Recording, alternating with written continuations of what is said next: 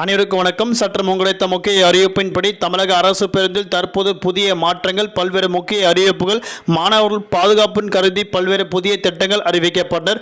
அதன்படி என்ன முக்கியமான அறிவிப்புகள் எல்லாமே இப்போ நம்ம பிரீஃபாக பார்க்கலாம். மறக்காம ஸ்கிப் பண்ணாம பாருங்க. உங்களுக்கு தமிழக அரசு பற்றியும் பேருந்துகள் பற்றி பல்வேறு முக்கிய அறிவிப்புகள் உடனுக்குடன் துல்லியமாக தெரிந்து கொள்ள நம்மளோட சேனலை கீழே இருக்கிற பட்டனை கிளிக் பண்ணி சப்ஸ்கிரைப் பண்ணிக்கோங்க. பக்கத்தில் பெல் பட்டனை கிளிக் பண்ணிக்கோங்க. இந்த வீடியோ உங்களுக்கு பிடிச்சிருந்தா லைக் பண்ணுங்க. இப்போ வாங்க வீடியோக்குள் போகலாம். இப்போ ரீசெண்டாக தமிழக அரசு மகளிருக்கு இலவசம் அப்படின்றது ஒரு புதிய திட்டம் ஒன்று கொண்டு வரப்பட்டு நடைமுறைப்படுத்தப்பட்டு வராங்க. அதன் அடிப்படையில் மகளிர் அனைவரும் மகிழ்ச்சி அடைந்து வந்துட்டுருக்காங்க.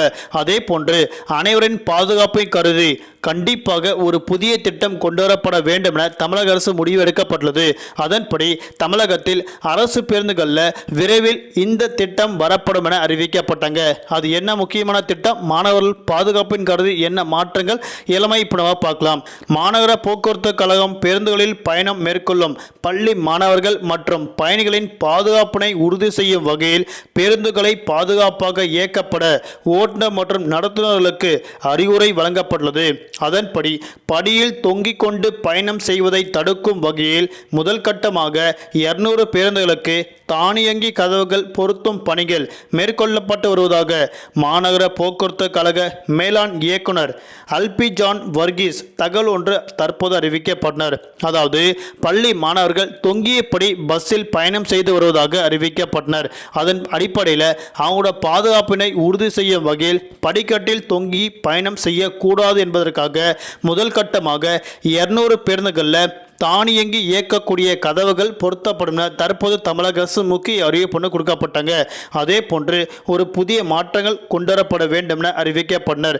மேலும் ஜன்னல் கம்பிகளை பிடித்து தொங்குவதை தவிர்க்க படிக்கட்டில் முன்பின் உள்ள ஜன்னல்களின் கண்ணாடிகள் நிரந்தரமாக பொருத்துவதாக தெரிவிக்கப்பட்டுள்ளனர். பேருந்தின் முன்பின் பக்கங்களில் அருகே உள்ள ஜன்னல்களுக்கு நிரந்தரமாக கண்ணாடி பொருத்த வேண்டும் என தற்போது அறிவிக்கப்பட்டனர். அதேபோல் ஓடும் பேருந்துகளில் இருந்து இறங்க முயற்சிக்கும் பயணிகளை நடத்துனர் எச்சரிக்குமாறும் அறிவுறுத்தப்பட்டுள்ளது.